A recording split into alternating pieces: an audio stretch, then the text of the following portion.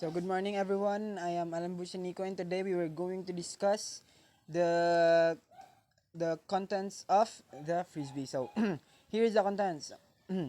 Introduction, spirit of the game, playing field, equipment, point, goal and game, teams, starting a game, the pool, state of play, stall count, the check, out of bounds, receivers positioning, turnover, scoring, calling fouls, infractions and violations, continuations after a call, fouls, infractions and violations, safety stoppages, timeouts, and definition of legal license. So sa introduction, Ultimate is a seven-side team sport played with a flying disc. It is played on a rectangular field, about half width of a football field, with an end of each end. The objectives of each team is to score a goal by having a player catch a pass in the end zone that they're attacking. A thrower may not run with the disc but may pass the disc in any direction to any teammate. Anytime a pass is incomplete, a turnover occurs, and the other team shall take position and attempt to score in the opposite zone. Games are typically played to 15 goals, or around 100 minutes. Ultimate is self-officiated and non-contact. The spirit of the game guides how players officiate the game and conduct themselves on the field. Many of these rules are general in nature and cover most situations. However, some rules cover specific situations and override the general case. So, this is the spirit of the game, part 1. Okay. Ultimate is a non-contact, self-officiated sport. All players are responsible for administering and adhering to the rules. Ultimate relies upon a spirit of the game that places the responsibility for fair play on every player. So in 1.2, it is trusted that no player will intentionally break the rules. Thus, there are no harsh penalties for advertent breaches, but rather a method for resuming play in manner which simulates would most like have occurred had been no breach. So 1.1 and 1.1, if there is a deliberate or egregious breach of the rules or spirit of the game, the captain should discuss this and determine an appropriate outcome. Uh, Even if that outcome is not accordance with a specific rule. Players should be mindful of the fact that they are acting as references in any arbitration between teams. Players must, okay, this is the kailangan malaman ng mga players natin. Know the rules, be fair-minded and objectives. Be truthful, explain that their viewpoint clearly and briefly. Allow opponents a responsible chance to speak. Consider their opponents' viewpoints. Use respectful words and body language with consideration and potential cultural differences. Resolve disputes as quickly as possible. Make calls in a consistent manner throughout the game and only make a call when a breach is significant enough to make a difference to the outcome of the action. So in 1.4, highly competitive play is encouraged but should never sacrifice a mutual respect between players.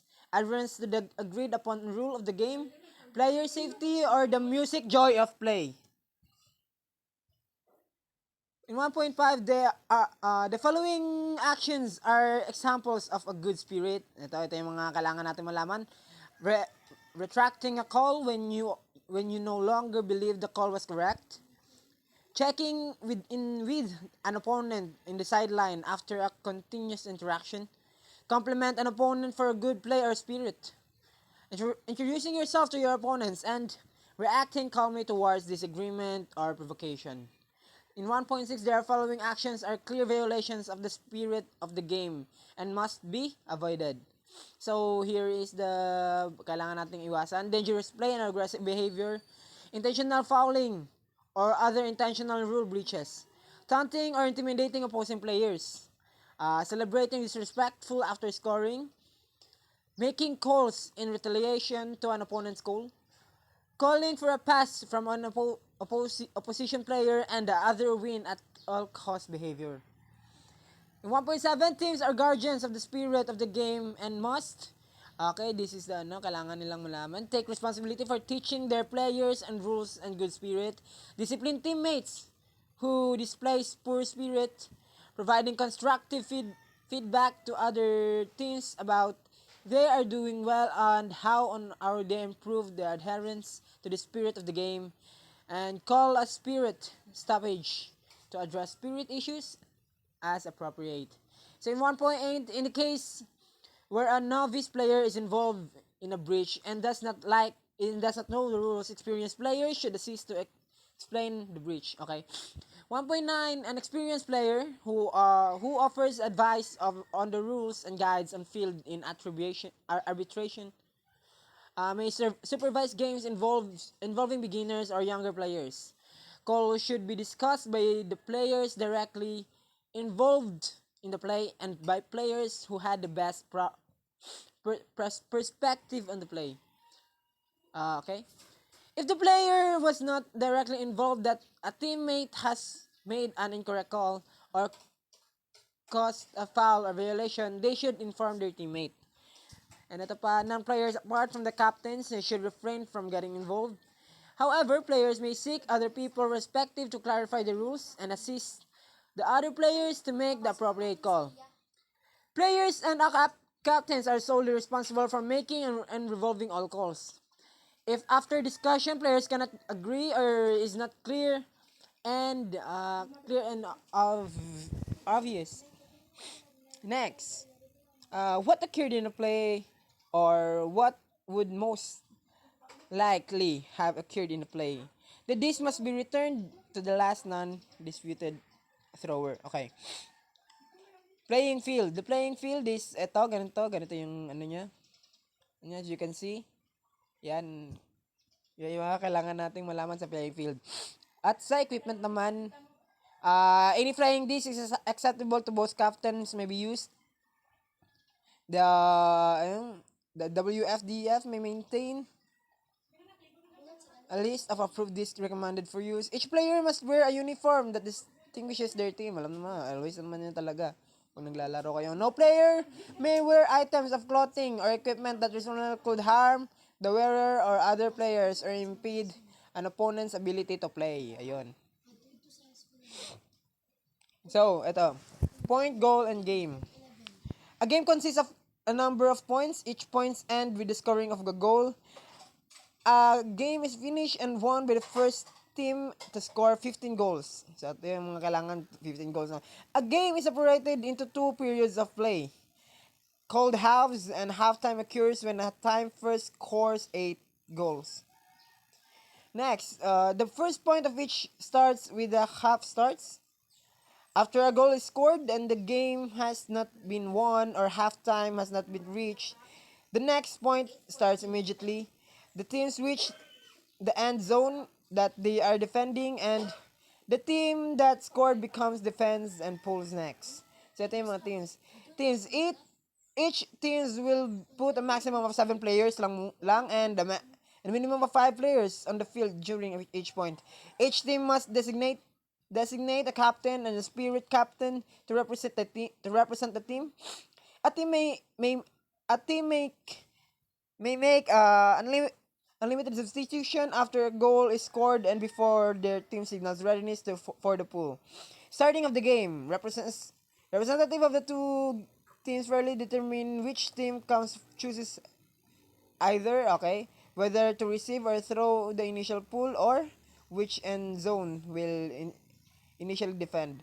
The other team is given the remaining choice. At the start of the second half, these initial selections are switched.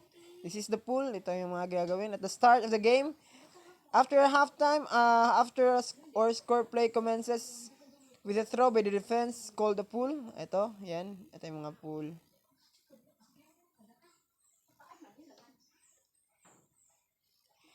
State of play.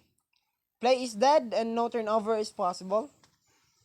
After the starts of a point until the pool is released. When the disc must be carried to the pivot location after pull or a turnover until a pivot point is established. After a call which stops the play or any other stoppage until the disc is checked in, or after a disc hits the ground until possession is established with appropriate team. Players are allowed to move during dead play. Play that is not dead is live. The thrower may not transfer position of the disc during dead play to another player. Any player may attempt to stop disc from rolling or sliding after it has hits the ground. If any attempting to stop such a disc, a player significantly alter the disc position. The position may request the pivot point be established at the location where the disc was contracted. After a turnover and after the pull, an offensive player must move at walking pace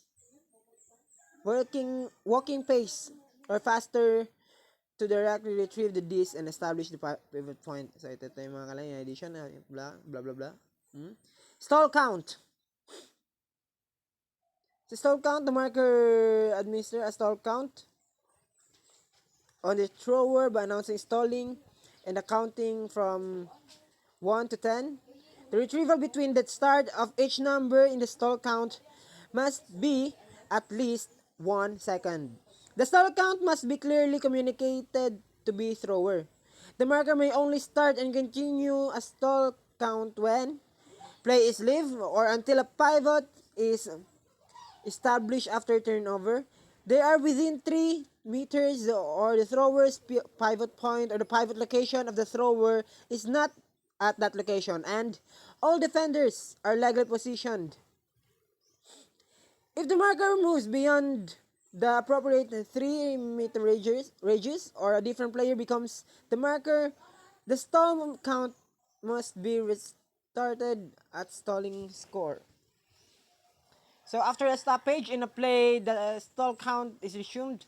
After an accepted breach by the defense, that stall count restarts stalling 1. After an accepted breach by the offense, the stall count restarts at maximum of 9. After a contested stall out, the stall count restarts at stalling 8. After the other calls, including peak, the stall counts restart at a maximum of 6. However, if there is a call involving the thrower and separate receiving breach and the disc is returned to the thrower, the stall count is resumed based on the outcome of the call revolving the thrower. If there is a violation called related to the check, section 10 yung kanina, the stall count resumes the same count that was determined prior to the violation. Okay? To restart the stall count, at maximum n, where n determine 9.5.2 or 9.5.4 or 20.3.6 means that following. So mga ganito, hindi ko alam to. So the check. Meron pa the check. Ito. Whenever play stops during the point of a foul, violation, contested, turnover, specified turnover, contested goal, stoppage, discussions, or the completion of a time must be restarted as quickly as possible with a check. The check may only be delayed for discussion of a call. Next, the out of bounds. Sa out of bounds, the entire playing field is in bounds. The perimeter lines are not part of the playing field are out of bounds. All non-players are part of the out of bounds area. The out of bounds area consists of the ground which is not inbound and everything in contact with it except for the defensive players who are always considered inbounds. An offensive player who is not out of bounds is inbound. An airborne player retains their inbounds or out of bounds status until the players contact the playing field or the out of bounds area. A player who was caught in the disc who contacts the playing field and then contact an out-of-bound areas is still considered inbounds as long as they maintain the catch until they establish position. If they leave the playing field, they must establish a pivot location at the point location at the playing field where the cross perimeters line unless 1 point. 14.3 in effect. Thrower who contacts out of bounds or area is considered inbounds until they make a pass. Between players does not confer the state or being inbounds or from on another bounds. So, ano tayo? Dito tayo sa may, Receivers in position. Positioning. A catch occurs when a player has a non-spinning disc trapped between at least two body parts. A catch can enable a player to establish position of the disc. If the player fails to maintain the catch due to subsequent background contact related to the catch or contact related to the catch with teammate or legitimately positioned opposition player possessions is deemed to have not occurred. After establishing possessions, the player becomes the thrower. If offensive and defensive player catch this simultaneously, the offense retains possessions. A player in an established position is entitled to remain in that position and must not be contacted by an opposing player. Every player is entitled occupied any position on the field not occupied by any opposing player provided by that they do not initiate contact in such a position and are not moving in a reckless or dangerous aggressive manner. However, when the disc is in the air, player may not move in a manner solely to prevent an opponent from taking an occupied path to make a player in the disc. All players must attempt to avoid contact with other player, and there is no situation where a player must justify initiating contact. This includes avoiding initiating contact with a stationary opponent or opponent's expected position based on their established speed and directions. Making a play for the disc is not valid excuse for initiating contact with other player. If player is not reasonably certain that they will be able to make a legal play at the disc before an opponent who is moving in a legal manner, they must adjust their movements to avoid initiating contact. If the adjustment is made, the results of the play still stands. The player who initiates contact is deemed to be the player who, we have there first, arrived at the point of the contact after the opponents had already established a legitimate person at the point. Okay, adjust their movements in a way that create an unavoidable contact with an opponent movement in a legal manner. When taking into account all players, establish position, speeds, and directions. Some minor contact may occur as two or more players move forward in a single point simultaneously. Minor contact should be minimized but is not considered a foul. Player may not choose their arms or legs to obstruct the movements of opposing player. No player may physically assist the movement of other player, nor use an item of equipment object to assist in contacting the disc. So ito, turnovers. Turnovers, a turnover that transfer positions of the disc from one team to other occurs, okay? The disc contacts ground while it is not the position of an offensive player. However, it is not down if a receiver catches a pass before the disc contact ground and maintain catch while the disc is in contact with the ground. A defensive player establish positions of a pass, an interception, ganun. The disc becomes out of bounds or an out of bounds or out. Or during the pull, the offense touches the disc before it hits the ground and subsequently fails to establish possessions of the disc or a drop pull. A turnover that transfers position of the disc from one team to another and results the stoppage or a play. Ito yung mga, there is an acceptable offensive play. Receiving foul. The thrower has not released the disc before the marker First starts toward 10 and the 10 and the stall count. Okay. This is intentionally transferred from one offensive player to another without over being completely untouched by both players, or a handover. The thrower intentionally deflects a pass to themselves of other players. In attempting a pass, the thrower intentionally deflects a pass to another players. Okay, ito, mga self-catch. So ito yung mga turnovers na naggaganap pag ganito yung gagawin natin. Sa scoring, ito naman. A goal is scored in all of on-bounce catches, a play, or a legal pass. And ito, all their ground contacts are entirely within their attacking end zone.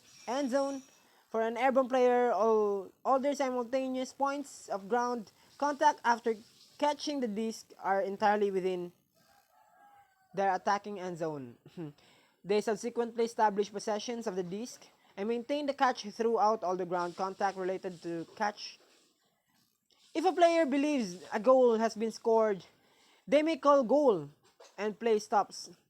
After a contested or retracted goal call, play must restart with a check and the call is deemed to have been made with the player established possessions. If a player in possession of the disc ends up their selected pivot point behind the attacking goal line without scoring goal according to 14.1, the player must establish a pivot point at the nearest location without scoring goal on the goal line. The time at which goal is deemed to have been scored is when the player established possession. So calling fouls and infractions violations, a breach of rules to minor contact between two or more opposing players is a foul. So ito yung mga continuation call. Ito, whenever a foul violates all call is player attempts to stop play in which play stop immediately and no turnover is possible. Next, fouls. Dangerous plays, receiving fouls, street fouls, blocking fouls. Ito yung mga fouls na nagaganap sa paglalaro ng Frisbee. Force out fouls, defensive throwing fouls, offensive throwing fouls, indirect fouls, and offsetting fouls. Infractions, violations. Making infractions, ito. Fast count the marker, yan. Masyado marami. Yan, ito. Next tayo, safety stoppage, injury stoppage. Ayun, pag may na-injury, dapat mahihinto yung game. Timeouts. Alam natin kung ano yung timeouts. So, ito yung mga definition niya. And yun, tapos na. Thank you for watching and hope you understand a little bit. So, this is for today's video. Goodbye.